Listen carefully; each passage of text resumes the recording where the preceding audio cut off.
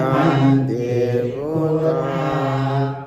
พระพุทธเจ้าทุกพระองค์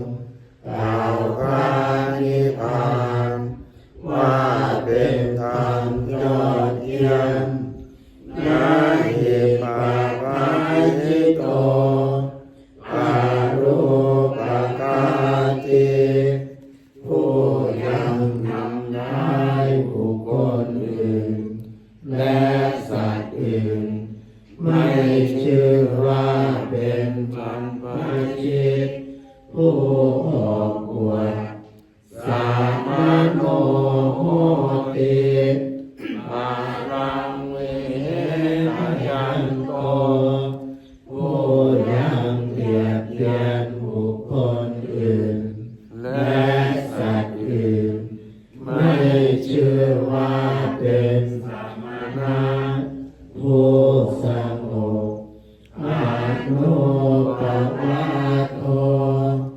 การไม่นินทาว่าร้ายผู้อื่นหนึ่งอนุปกาโตการไม่ทำร้ายเบียดเบียนผู้อื่นหนึ่งปาติโมก